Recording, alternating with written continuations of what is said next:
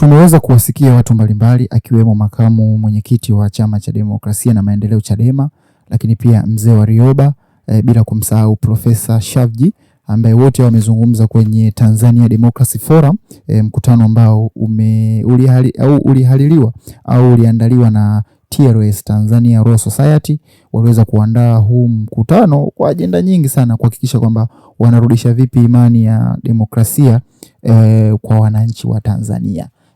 Imani ile, mambo mengi yamezungumzwa ukiwemo utawala bora, uwazi na kila kitu. Sasa wamezungumza mambo mengi huko, lakini kikubwa zaidi nimeweza kukinotes, wote waligusia kuhusiana na kile ambacho kimetokea Oktoba mwaka jana, baada ya uchaguzi na kabla ya uchaguzi wa mwaka 2025. Nini kilitokea? Of course wamegusia mauaji, hawajagusia vurugu, lakini wamegusia zaidi kwenye mauaji. Nini ambacho kiliweza kusababisha mauaji? Na hata nikimwangalia huyu Shavji aliweza kuzungumza kwamba hakuna mtu ambaye ameweza kushtakiwa au kuwajibika kutokana na kile ambacho kimetokea Oktoba 25. Nikirejelea kwamba ni mauaji ambayo yametokea. Kumbuke rais aliweza kuunda tume, tukaambiwa kuna watu walifariki kutokana na kile ambacho kiliweza kutokea Oktoba.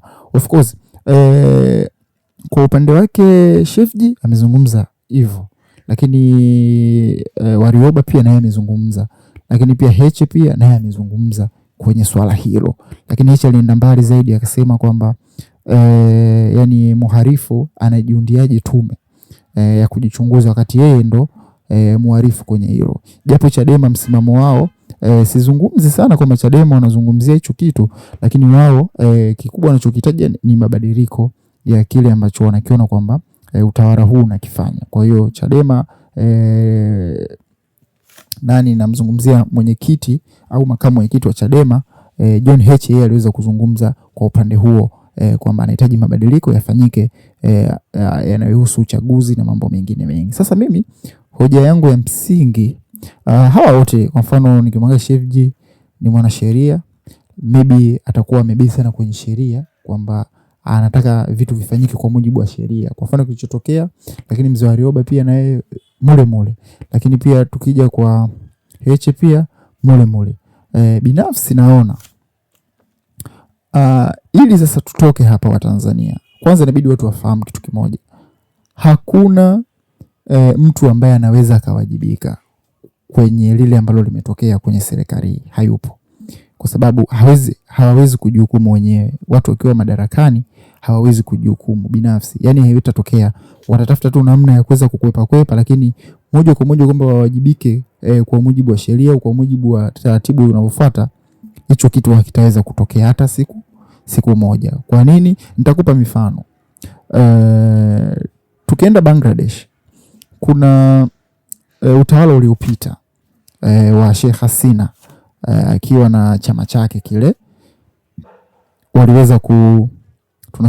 waliweza kusababisha mambo mengi, ikiwemo mambo haya kwamba viongozi wa upinzani wanakamatwa, lakini rushwa. Ukiwa mtu wa chama chake unaweza kupendelewa kwenye mkate wa taifa. Yani wewe ajira, watu wa chama chake walikuwa wanapendelewa kwenye masuala kama hayo, wanapewa kipaumbele kwenye masuala ya ajira. Lakini viongozi wa upinzani waliweza kukamatwa, lakini pia waliweza kufikishwa mahakamani. Chama chake bwana kinaitwa Awami League, ni kiongozi wa chama chao. Kwa hiyo watu wa Awami League ndio kama CCM hapa Tanzania, chama ambacho kulikuwa madarakani kipindi hicho cha Hasina. Aliweza kuwa waziri mkuu wa Bangladesh tangu 2009, umeelewa, mpaka 2024 ambapo mapinduzi yaliweza kutokea katika nchi yake. Sasa tumeona mambo yote yanayofanya na makandamizo yalikuwa ni mengi, lakini mwisho wa siku wenyewe ndani hawakuweza kuwajibishana. Hakuna ambaye aliweza kufikishwa mahakamani au aliyeweza kujiuzuru au aliyeweza kufanya chochote kwa mujibu au kwa sababu yale ambayo wameyafanya. Lakini baadaye tukaona utawala ulivyoondoka wa Sheikh Hasina Bangladesh, baada ya yale maandamano ya wanafunzi, kwa sababu yani ni kama Chadema walichukua huku kwa Bangladesh, kwa maana Bangladesh chama pinzani waligomea uchaguzi, walivyogomea uchaguzi, kuelekea uchaguzi maandamano yakaanza kwa wanafunzi. Kwa hiyo kilichotokea Sheikh Hasina akaweza kupinduliwa na akakimbilia India. Umeona?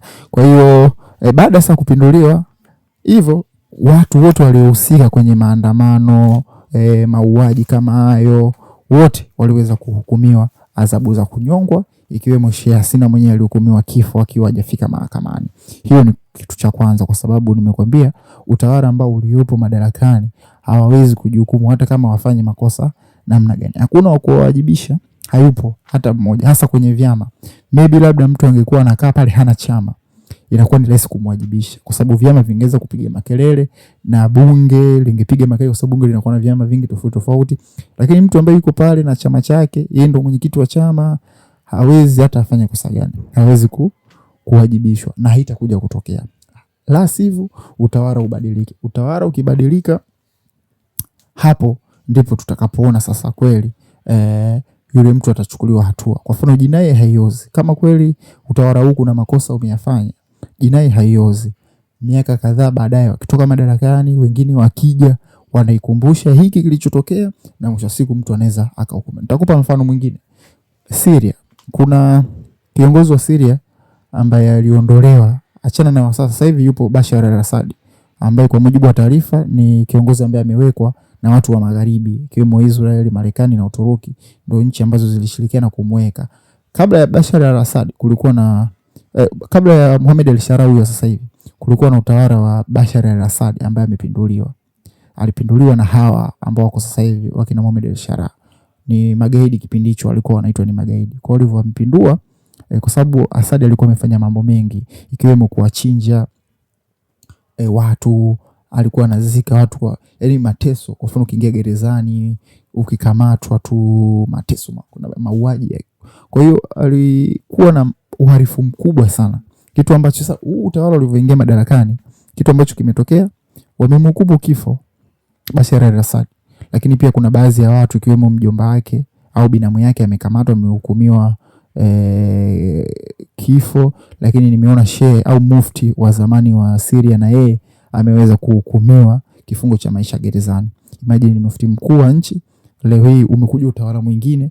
Kwa hiyo ndio inavyokuwa hivyo. Kwa jinai binafsi, hawa ni viongozi kweli. Sidhani kama hawajui mimi ambacho nakifikiria hapa. Mimi nipo tu hapa tunazungumza, lakini naelewa kwamba utawala uliopo sasa hivi hautaweza hata kama wapige kelele kiasi gani.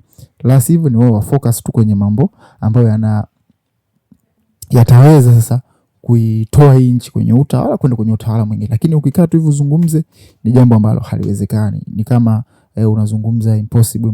Hakuna wa kuweza kuwajibika kwenye hili. Umeelewa? Lakini pia nimemzungumzia Heche pia, na yeye Heche pia amezungumza hivyo hivyo kwamba huu utawala lazima watu wa hivi na hivi.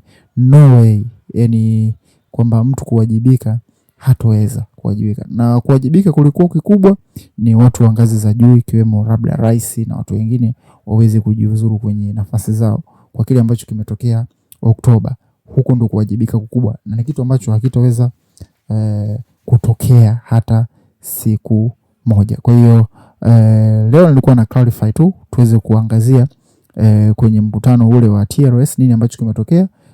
Kina Warioba, kina Shivji wamezungumza mambo mengi kuelekea kwenye huo uhuru sasa wa kidemokrasia wa Tanzania. Kwa mimi binafsi naamini hakuna yoyote ambaye anaweza yani ndani ya lejelea kesi zote huko duniani kwenye mifano mingi, utawala uliopo au utaweza kujiwajibisha kwenye never au kutakuja kutokea. Kwa hiyo kikubwa ni watu wa focus na vitu vingine. Maybe kama kweli kuna jinai ilifanyika, jinai wanasheria Shivji ni mwanasheria, anajua jinai haiozi.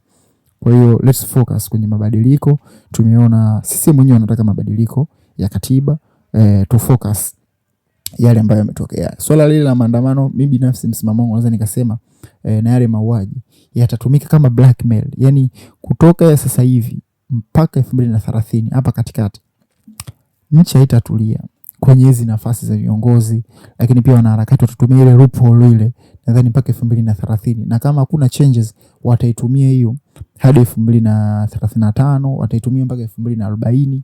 Kama hakuna changes kwenye katiba wataitumia hiyo kama blackmail, yani utapojaribu kuzungumza au wataitumia hiyo kama turufu, kwamba yes, mbona kilichotokea miaka ile mlishindwa 1 2 3, wanawashinikiza watu. Kwa hiyo mimi naamini jambo la msingi ni kuhakikisha tu kwamba tunapata vipi mabadiliko kwenye hayo ambayo watu wengi, maoni ya umma wanayahitaji.